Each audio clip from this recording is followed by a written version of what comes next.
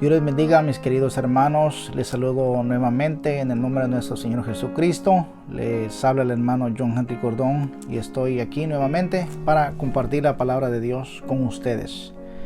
En esta preciosa hora vamos a estar estudiando la lección número 21 que lleva por tema Fe en medio de la adversidad.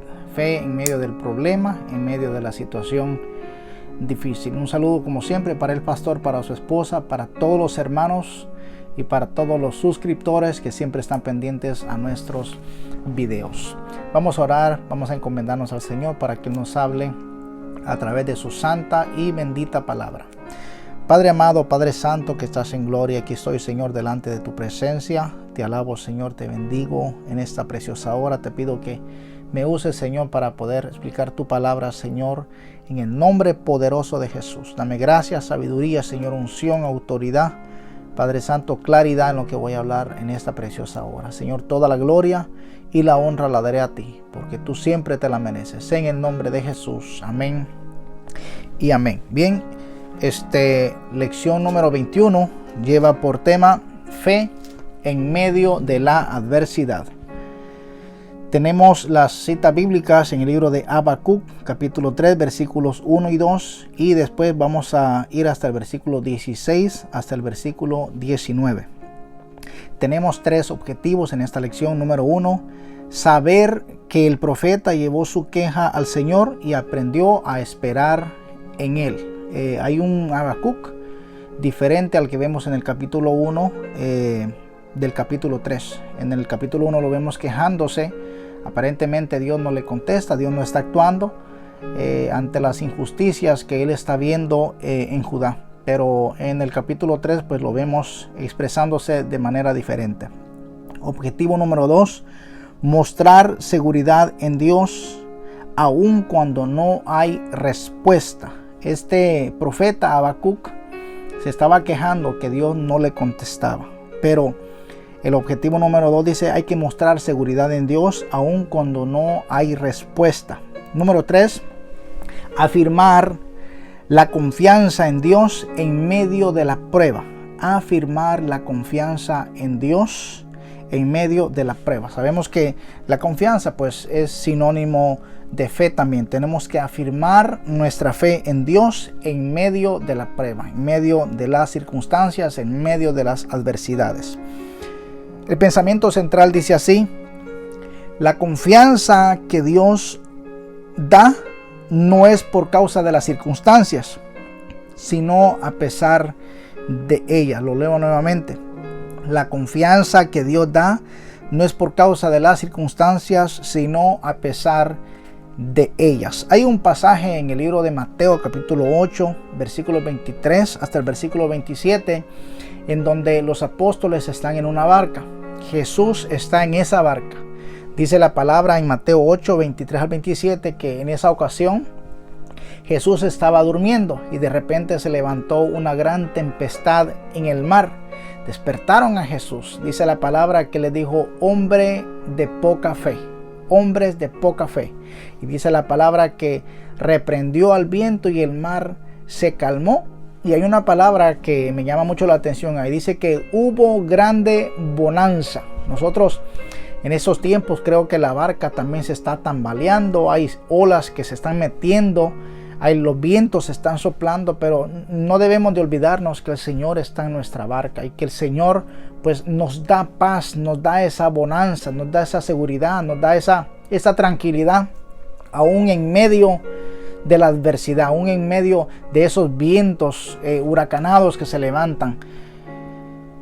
La enseñanza en esta noche dice así: no son las circunstancias las que determinan la paz del creyente, sino aquel que está por encima de ellas, y ese es nuestro Dios. Hay un pasaje que a mí siempre me ha llamado la atención y que siempre me ministra, y es Isaías capítulo 53. Dice la palabra del Señor y describe cómo Jesús iba a sufrir en la cruz del Calvario. Dice que el castigo de nuestra paz fue sobre él.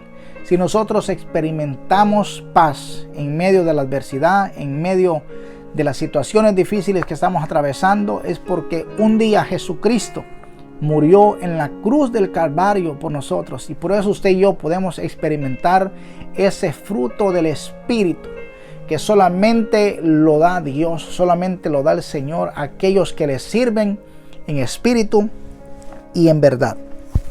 Quiero darle lectura a la introducción y dice así: es muy poco lo que se sabe acerca del autor de este libro, excepto su nombre, y que es llamado el profeta. Él no dijo de qué pueblo era, ni quién era su padre, ni su madre. Solamente se dio a conocer como el profeta. Lo podemos ver en el versículo 1 del capítulo 1 y lo podemos ver en el versículo 1 del capítulo 3. Porque realmente no es que no importe el nombre de él, ni de dónde sea, ni quiénes sean sus padres, sino que él pues se dio a conocer como el profeta de Dios. Solamente así.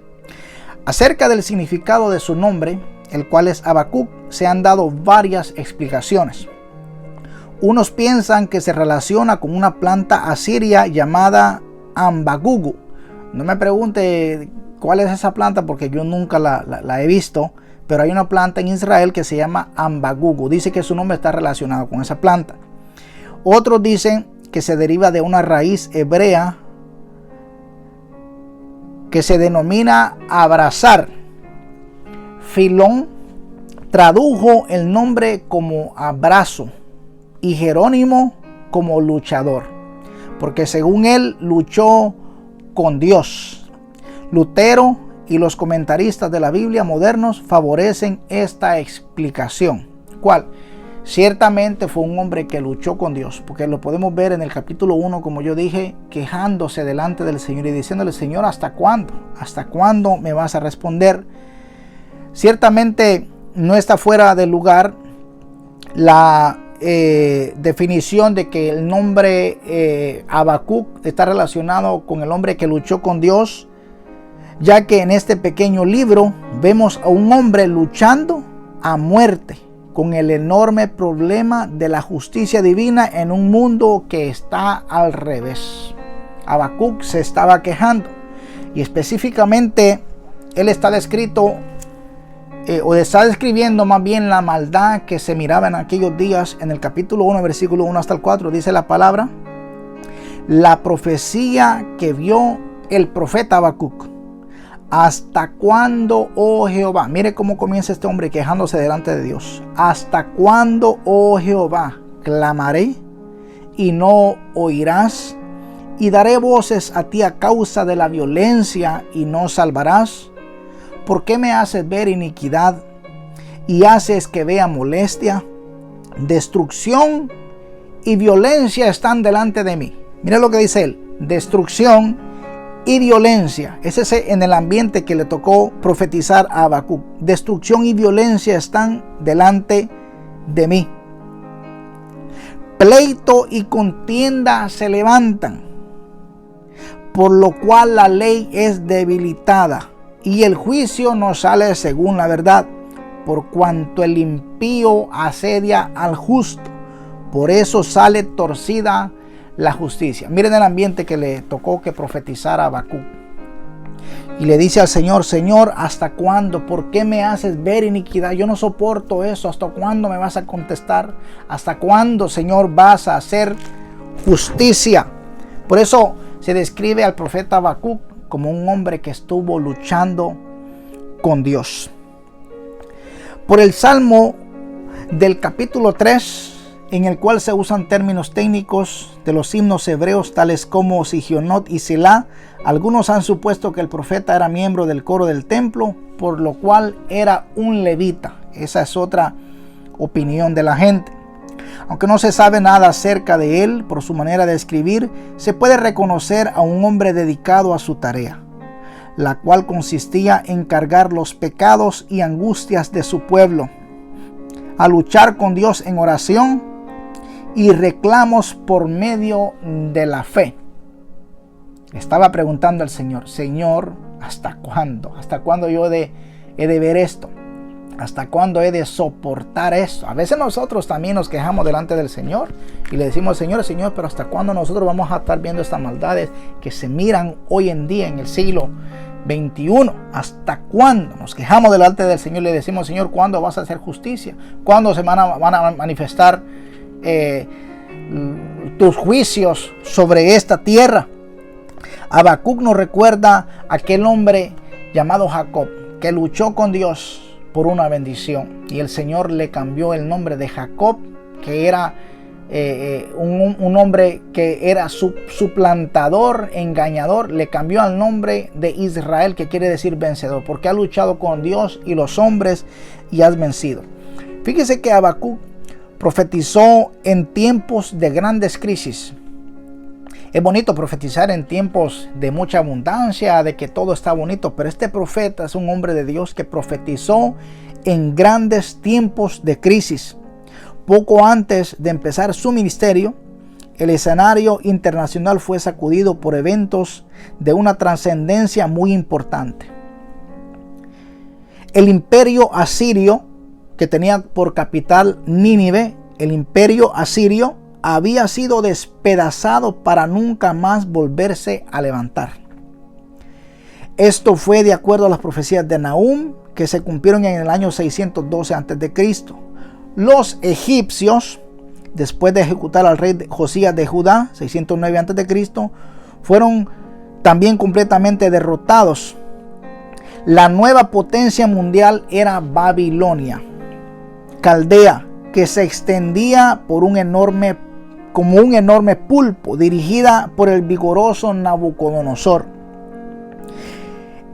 En un periodo aproximado de 20 años, los babilonios prácticamente arrasaron a Judá en sucesivos ataques, destruyendo finalmente el país y llevando en cautiverio a los que sobrevivieron. ¿Recuerdan?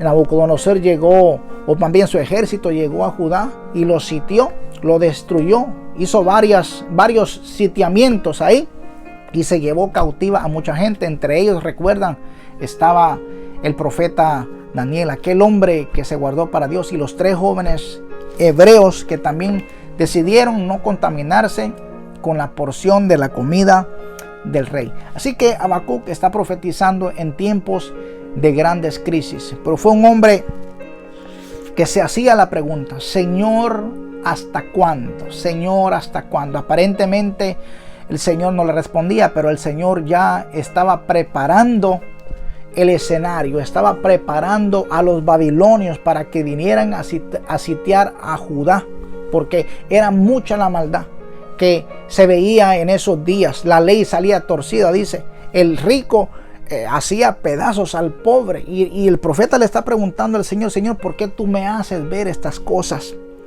Y aparentemente, como dije, el Señor no le contestaba, pero el Señor ya estaba preparando un ejército para que viniera a azotar a aquellos que se habían apartado del Señor, aquellos que estaban practicando la maldad, que estaban haciendo todas estas barbaridades. Tenemos varios puntos muy importantes en esta lección. Vamos a comenzar con el punto número 1. En el punto número 1 vamos a hablar sobre una oración conmovedora. Está descrita en el capítulo 3. Habacuc solamente tiene 3 capítulos. Esta es una oración poderosa que hace el profeta Habacuc. Y comenzamos con el versículo 1 y 2. Oración del profeta Habacuc sobre Sigionot. Oh Jehová, he oído tu palabra y temí. Oh Jehová, aviva tu obra en medio de los tiempos hazla conocer. En la ira, acuérdate de la misericordia. Mire qué diferencia de la oración que está haciendo ese hombre a la oración o a la queja que había hecho en el capítulo 1. En el capítulo 1 decía: ¿hasta cuándo, Jehová? ¿Por qué me haces ver todas estas maldades? Pero en el capítulo 3, versículo 1, él dice: oh Jehová, he oído tu palabra, porque aparentemente Dios tampoco le contestaba. Aparentemente Dios no estaba oyendo la oración del profeta, pero él dice: oh Jehová, he oído tu palabra. Fíjese que en los primeros versículos que yo le leí del capítulo 1, Habacuc reclama enérgicamente a Dios por qué no interviene para corregir las graves anomalías que prevalecían en el país. ¿Qué asuntos preocupaban al profeta? Se los acabo de leer. la violencia, la iniquidad, la destrucción, el pleito, la contienda, el debilitamiento de la ley, injusticia, asedio del justo por el impío y distorsión de la ley de Dios. Así que era grande lo que estaba pasando en Judá, grandes pecados que se cometían, pero en el capítulo 3 este hombre está diciendo: Señor, yo he oído tu voz. Fíjese que el profeta espera en el Señor. La respuesta, que está unida con la historia de la providencia divina, le garantiza que la altiva Caldea también caerá y será castigada, mientras que el justo se sostendrá por su fe. Esto es, a pesar de las circunstancias adversas, el justo vivirá por causa de la fe. Lo podemos ver en el capítulo 2, versículo 4. He aquí que aquel cuya alma no es recta se enorgullece, mas el justo por su fe vivirá. Él oyó la palabra del Señor, la entendió y dijo que el hombre que confía en Dios, el hombre que deposita sus fuerzas, su confianza en Dios, su fe en el Señor, por esa fe va a vivir. No así los malos, no así los malos. Aquí está descrito en el versículo 4. He aquí que aquel cuya alma no es recta se enorgullece, mas el justo por su fe vivirá. En medio de esos tiempos de violencia que estaba viviendo el profeta Habacuc, de corrupción, de falta de honradez y latrocinio, Habacuc le pide a Dios que avive su obra. Eso es lo que le está diciendo en la oración que está haciendo delante del Señor. Oh Jehová, he oído tu palabra y temí, oh Jehová. Aviva tu obra en medio de los tiempos. En medio de los tiempos, hazla conocer. Así que él no le pide que cambie los tiempos, sino que en medio de ellos surja, se levante con fuerza su obra llena de avivamiento. Mire qué oración más poderosa. Él sabe que el juicio de Dios viene y le está diciendo al Señor: Señor, aviva tu obra en medio de los tiempos. Yo creo que es una oración para que nosotros la hagamos también en nuestros hogares, que le digamos a Dios que en medio de estos tiempos haya avivamiento, que nos levantemos, que busquemos hoy a Dios más que nunca. Estamos viendo cosas difíciles en el mundo. A veces nos preocupamos, a veces le pedimos al Señor: Señor, ¿hasta cuándo vamos a ver esto? ¿Hasta cuándo tú nos vas a permitir estar viendo todas estas maldades? Pero es necesario a veces pasar por estos momentos para que nosotros aprendamos a humillarnos delante del Señor, que le pidamos a Dios un avivamiento. Avivamiento, ya lo hemos hablado en muchas ocasiones, que no es simplemente correr y hablar en lenguas. Eso es parte del avivamiento. Pero avivamiento es cuando un pueblo se humilla verdaderamente delante del Señor. Entonces vamos a comenzar a ver la gloria del Señor. Punto número 2. En esta oración el profeta Habacuc está pidiendo misericordia en medio de la ira. Ya vimos que pidió avivamiento en medio de los tiempos. Y ahora está pidiendo misericordia en medio de la ira. Sigo con el versículo 2. Oh Jehová, he oído tu palabra y temí. Oh Jehová, aviva tu obra en medio de los tiempos. En medio de los tiempos, hazla conocer. Inciso B. En la ira, acuérdate de la misericordia. En la ira, acuérdate de la misericordia. Si hay algo que podemos hablar de nuestro Dios, es de su misericordia. Dice su palabra en el libro de Lamentaciones que por su misericordia no hemos sido consumidos. Sus misericordias se renuevan cada mañana. Es más, la misericordia de Dios es más grande que su ira. Y el profeta Habacuc le está diciendo al Señor que en medio del sitiamiento de los babilonios, que el Señor avive la obra y que se acuerde en el día de la ira, que se acuerde de su misericordia. Todo el versículo 2 contiene puntos que deben ser analizados detenidamente para poderlos comprender como es debido. En primer lugar, el profeta declara haber oído la palabra de Jehová y haber temido. Esta palabra era la revelación de que Caldea invadirá Judá, arrasaría con ella y a los sobrevivientes llevaría en cautiverio. Óigame, ¿quién no se va a espantar? ¿Quién no va a temer ante una palabra así? Habacuc le dice al Señor en el capítulo 1, Señor, ¿hasta cuánto? Y el Señor le dice, ya yo tengo preparado a los caldeos, a los babilonios, vienen de camino y van a azotar a los de Judá. Dice que cuando él oyó esa palabra, temió, le pidió al Señor que avivara su obra, pero que tuviera misericordia. ¿Se recuerdan?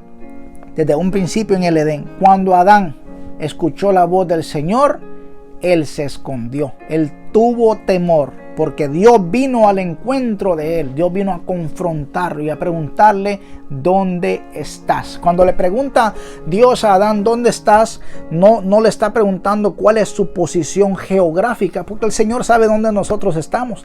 En otras palabras, le está diciendo a Adán, ¿por qué dejaste tu lugar? ¿Dónde está aquello que yo puse en tus manos? ¿Dónde está la autoridad que tú tenías? Pero Adán se escondió porque sabía que había fallado delante del Señor. También Isaías en el capítulo 6, cuando vio la gloria del Señor, él pensó que se iba a morir porque vio la gloria de Dios. Cuando el Señor le habló a Saulo que iba en su camino para Damasco a prender cristianos, está descrito en el capítulo 9 del libro de los Hechos, dice la palabra que él tembló y se paró y se puso temeroso.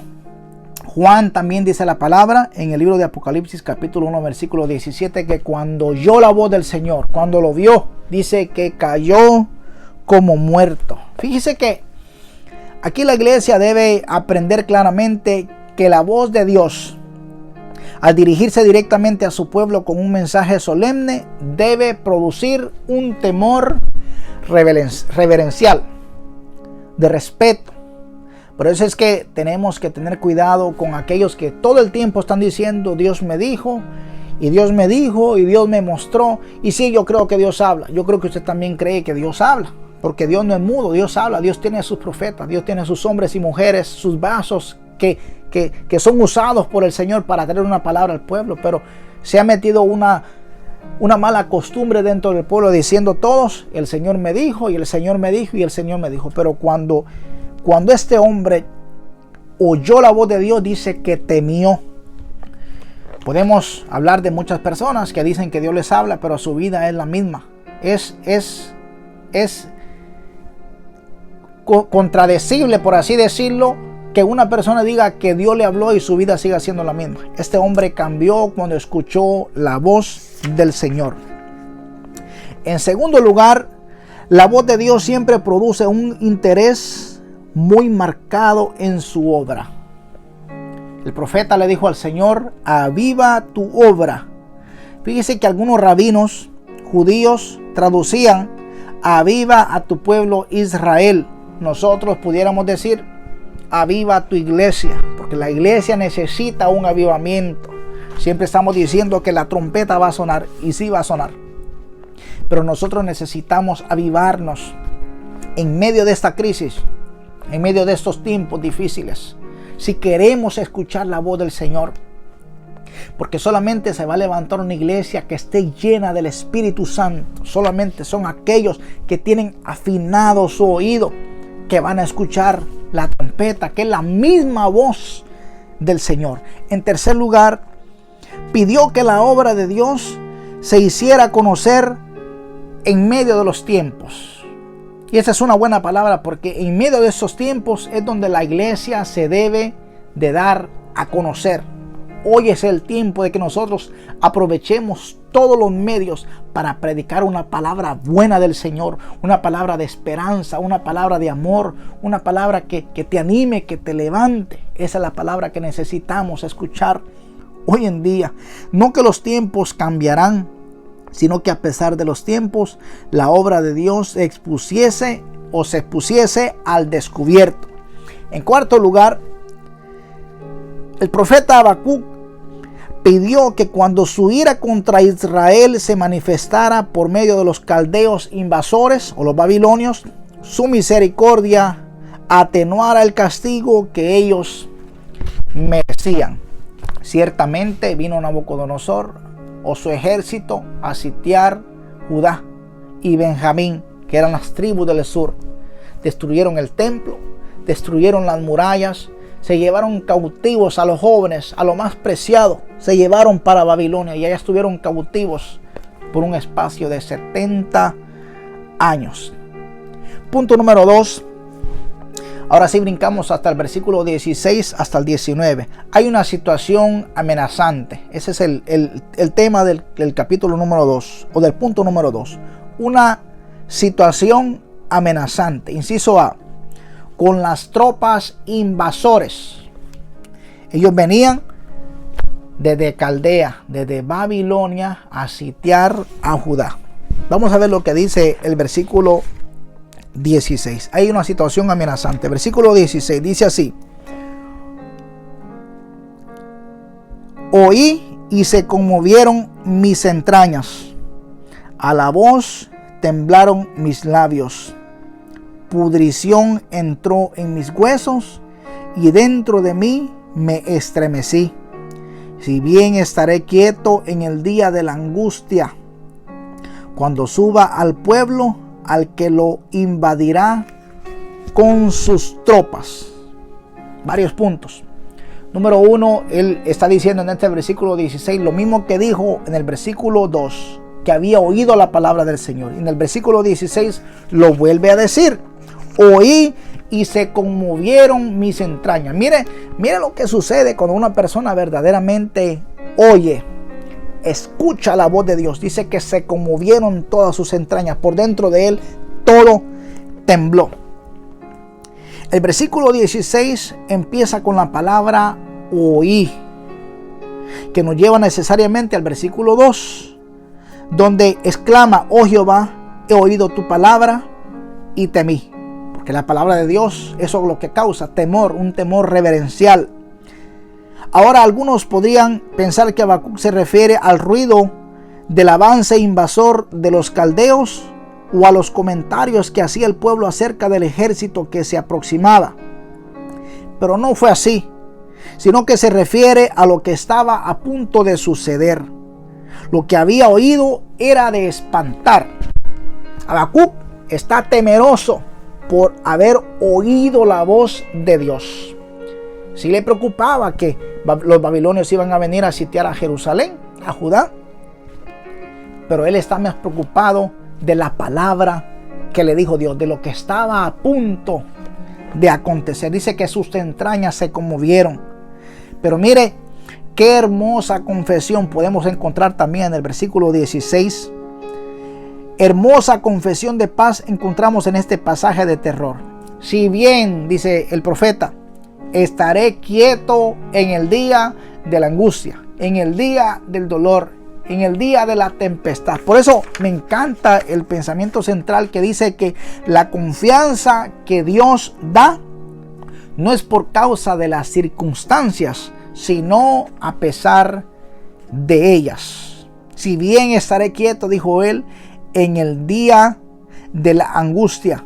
El salmista también escribió en el Salmo 119, versículo 165: mucha paz tienen los que aman tu ley, los que se gozan en tu palabra, y no hay para ellos tropiezo. Yo no sé si usted se goza con la palabra del Señor, pero yo me refugio en la palabra del Señor. Ella es mi aliento, ella es la que me ayuda a seguir hacia adelante, es vitamina para mi cuerpo. Y hoy en día, como dije anteriormente, necesitamos escuchar esos mensajes que nos levanten el ánimo, que nos den esperanza, fe, fortaleza en medio de esos tiempos difíciles. Qué importante es recordar que las circunstancias no son las que determinan la paz del creyente, sino aquel que está por encima de ellas. ¿Quién está por encima de las circunstancias? Dios. ¿Quién está aún dentro de nuestra barca cuando las olas y los vientos están furiosos? Jesucristo está en nuestra barca. Así que Dios está por encima de las circunstancias. Por eso nosotros también podemos tener, como lo experimentaron los apóstoles, que cuando Jesús se levantó, dice que reprendió el viento y las olas se calmaron, el viento paró, cesó. Dice que tuvieron bonanza, tuvieron tranquilidad, paz, aún en medio de la adversidad. Seguimos con una situación amenazante. Inciso B, hay una palabra de que iba a haber desolación, trayendo desolación, destrucción. Versículo 17, el profeta dijo esto: aunque la higuera no florezca, ni en las vides haya frutos, aunque falte el producto del olivo, y los labrados no den mantenimiento, y las ovejas sean quitadas de la majada, y no haya vaca en los corrales. Es preocupante lo que se mira aquí, porque en el versículo 17 podemos ver que él describe lo que será la devastación que harán los caldeos en el campo. Como es fácil entender la importancia de los rebaños y de los árboles que se mencionan, más las cosechas anuales de los sembradíos, es porque representan la fuente principal de subsistencia. Israel era un país que dependía de la agricultura, de los huertos y de la ganadería. Pero este profeta está diciendo que aunque la higuera no florezca, ni en las vides haya frutos, aunque falte el producto del olivo y los labrados no den mantenimiento y las ovejas sean quitadas de la majada y no haya vaca en los corrales. Mire, iba a venir una destrucción tremenda de parte de los babilonios. Iban a hacer pedazos los árboles, iban a matarles el ganado, no iba a haber fruto en Israel. Muchos se murieron hasta del hambre por toda esta destrucción que trajeron los caldeos. Quien está familiarizado con la Biblia puede derivar varias enseñanzas espirituales de esto que estamos estudiando. Este versículo es el reverso de lo que Dios le había prometido a su pueblo al entrar en la tierra prometida. ¿Qué les prometió Dios? Que iban a heredar una tierra en la cual fluía leche y miel. Les prometió bendición. Pero también les dijo que si le desobedecían, si se iban detrás de otros dioses, si se rebelaban contra él, el castigo iba a venir, la persecución iba a venir, la destrucción iba a venir, la desolación iba a venir. ¿A quién usó Dios? Usó a varias naciones. Usted puede estudiar el libro de los jueces, cómo el pueblo de Israel se rebelaba en contra del Señor. Dice que y volvieron a hacer lo malo ante los ojos de Dios, y caían en idolatría, eran llevados cautivos, eran vencidos por sus enemigos, especialmente por los filisteos, enemigos acérrimos del pueblo de Israel, y cómo Dios levantaba a esos jueces cuando ellos clamaban a Dios y se arrepentían y se volvían a él. Bien claro lo dice 2 de Crónicas 7:14: si se humillare mi pueblo, y buscare mi rostro, confesaren sus pecados, dice, yo sanaré su tierra, perdonaré sus pecados. O sea que si nosotros queremos bendición, si nosotros queremos ver la gloria de Dios, tiene que ver una humillación. Así que aquí vemos algo contrario a lo que Dios les había prometido a ellos. Y no es porque Dios fallara a su promesa, no, era que ellos se habían rebelado en contra del Señor. Aquí se habla que las higueras no florecerán, que las vides no darán su fruto, que los olivos no rendirán su producto, que los campos no darán mantenimiento, que las ovejas van a ser arrebatadas de la majada y que las vacas van a ser sacadas de los corrales. En otras palabras, lo que ellos habían sembrado y cuidado con tanto esfuerzo se perdería por causa de su desobediencia a Dios. Bien distinto, como les dije, a lo que Dios les había dicho a ellos. Mire lo que dice el libro de Deuteronomio capítulo 6, 10 y 11. Cuando Jehová tu Dios te haya introducido en la tierra que juró a tus padres Abraham, Isaac y Jacob que te daría, en ciudades buenas y grandes que tú no edificaste, y casas llenas de todo bien que tú no llenaste, y cisternas cavadas que tú no cavaste, viñas y olivares que no plantaste. Mire todas las bendiciones que le iba a dar el Señor a Israel. Claro, si se mantenían fiel a Él, con esa condición, que le sirvieran de todo su corazón. ¿Qué estamos viendo aquí? Consecuencias. Torcían el derecho, el rico se aprovechaba del pobre. Habacuc se está quejando, le dice al Señor: yo no soporto ya este ambiente, mira lo que está pasando. Aquí hay consecuencias. Una de las grandes verdades que contiene el versículo 17 es que cuando uno deja de servir a Dios y se obstina en su mal camino, puede perder todo lo que tiene y no disfrutarlo. Así que nosotros podemos experimentar experiencias fatales en nuestra vida, dolorosas, fuertes, si nosotros nos apartamos del Señor. Es mejor que en estos tiempos nos afirmemos más en el Señor, que le sirvamos de todo nuestro corazón si queremos ver la gloria de Dios en nuestra vida. Punto número 3. Hay una declaración de confianza en la oración del profeta. Aunque podemos ver en el versículo 16 y 17 todo el mal que iba a traer Caldea o los babilonios, pero en el versículo 18 y 19 vemos unas expresiones de confianza, de seguridad de este profeta. Hay dos puntos de los cuales quiero hablar rapidito. Podemos ver en el capítulo 6 del libro de Daniel, en donde Daniel, sabemos que había un edicto que no podía ser violado. Ninguno debía orar a otro Dios por un espacio de tiempo. Pero dice la palabra del Señor que Daniel, como solía hacer antes, como acostumbraba a hacer antes, dice que 3 veces al día oraba a su Dios. Abría las ventanas de su cámara, de su cuarto, que daban hacia Jerusalén, porque esa era la orden del Señor, que cuando fueran llevados a otras naciones, ellos debían de orar viendo en dirección a Jerusalén, y que el Señor iba a perdonar su pecado y los iba a recoger de esa nación y los iba a regresar a su tierra. Así que Daniel se mantuvo fiel, firme en servirle al Señor aún en medio de las circunstancias. Él demostró también tener confianza, tener fe aún en medio de la persecución. Él oraba viendo en dirección hacia Jerusalén 3 veces al día. Nosotros conocemos la historia descrita en Daniel capítulo 6, cómo aquellos hombres le tendieron esta trampa, la cual llevó al profeta Daniel a ser lanzado al foso de los leones. Pero ahí, aún en el foso de los leones, él siguió orando. Y dice la palabra del Señor que él no tuvo ningún rasguño. Incluso el rey llegó a ver cómo él estaba, y él estaba bien, estaba intacto, aún en medio de las circunstancias. ¿Será que usted y yo oramos? ¿Será que nos vamos a mantener fieles delante del Señor? Yo creo que es una buena lección la que estamos estudiando, y tomar el ejemplo de estos hombres. También hay un pasaje en el libro de los Hechos, capítulo 12, en la cual nos habla que aquel apóstol llamado Pedro fue encarcelado. Hay algo que me llama mucho la atención. En el capítulo 12 está escrito eso.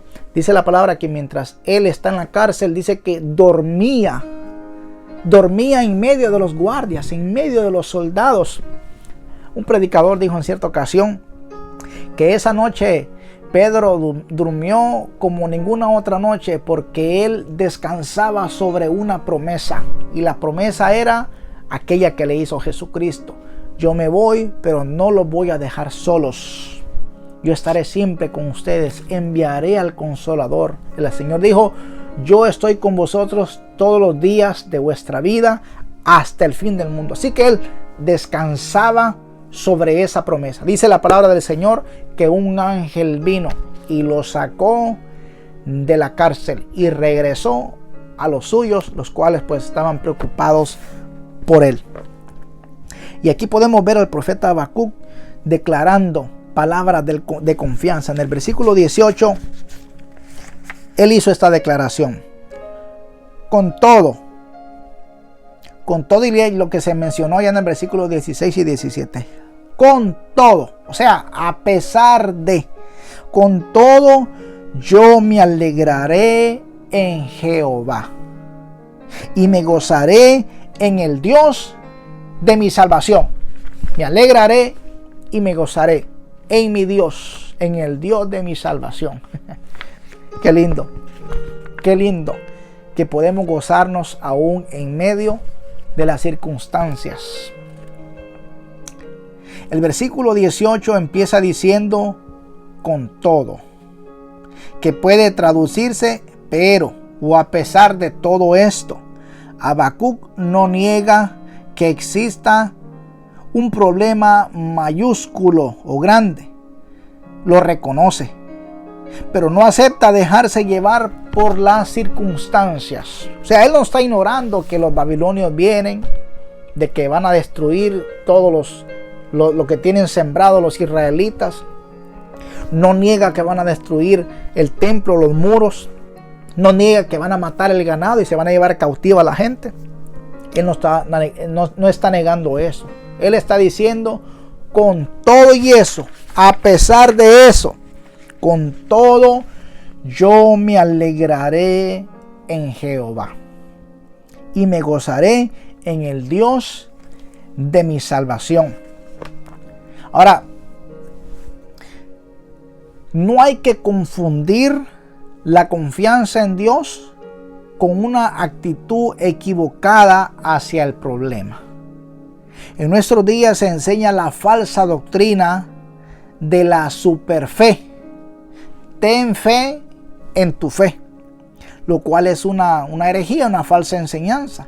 Habacuc no dijo, mi actitud positiva hacia la situación me dará salvación. Él no dijo eso.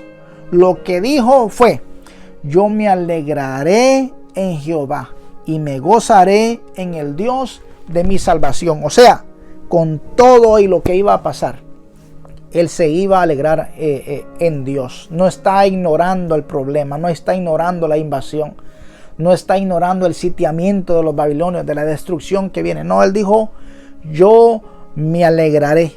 Aunque vaya a venir esa situación, yo me voy a gozar en Dios. Y por último, dice en el versículo 19 que él se goza en su fortaleza. Él dijo, Jehová el Señor es mi fortaleza, el cual hace mis pies como de ciervas y en mis alturas me hace andar.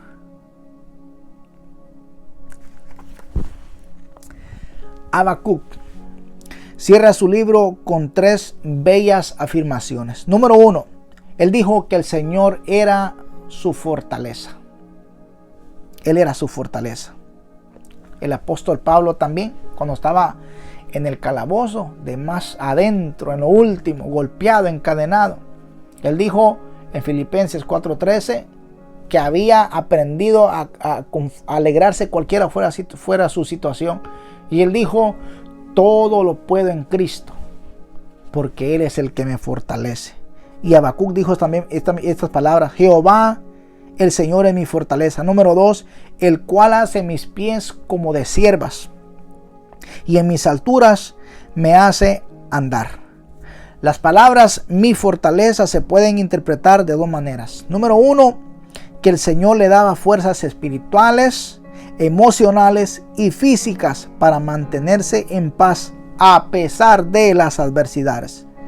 2, que el Señor era un castillo donde él se refugiaba. También el profeta Habacuc dijo, el cual hace mis pies como de ciervas. ¿Cuáles son las ciervas? Los venados, las gacelas. Fíjese que la gacela se caracteriza por la firmeza, rapidez y agilidad con que se mueve. Tener los pies como de gacela significa estabilidad y confianza. Es lo opuesto de torpeza, y de endeblez. Y aquí hay unos consejos en donde nosotros, pues como cristianos, no debemos de dar dando tumbos O debemos de andar, como dice aquí el comentarista, andar a gatas, todo el tiempo tirado en el suelo, ¿no? Nosotros tenemos que como dijo el apóstol Pablo, mire, se lo dijo a los corintios, se lo dijo a las Gálatas, se lo dijo a los de Éfeso, a los filipenses. Les dijo, estad firmes. Párese firme hoy en día. No tenemos que andar dando tumbos como que si nosotros estuviéramos empezando en el camino del Señor. No, es tiempo de ponernos firmes, de que nos paremos en nuestro sitio. El profeta Habacuc dijo, Jehová es mi fortaleza, el cual hace mis pies como de siervas y en mis alturas me hace andar.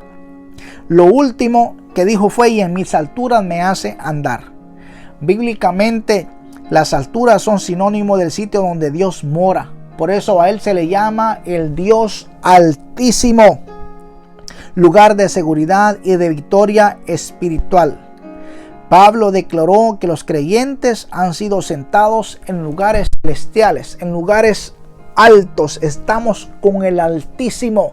Por lo tanto, nosotros en estos tiempos debemos de aprender a tener fe aún en medio de la adversidad. Y recuerde, como dijo el Señor Jesucristo, hombres de poca fe, ¿por qué tuviste miedo? ¿Por qué tuviste temor? Y dice que cuando Él reprendió los vientos, el mar se calmó, los vientos cesaron, y dice que hubo una grande bonanza. Nosotros también tenemos que aprender a tener esa bonanza, esa paz, esa seguridad, esa tranquilidad, esa fe, esa certeza de que Dios está con nosotros, aún en medio de la adversidad. Dios les bendiga, queridos hermanos. Yo espero que se hayan gozado con esta clase. Hablo para ustedes el hermano John Henry Cordón.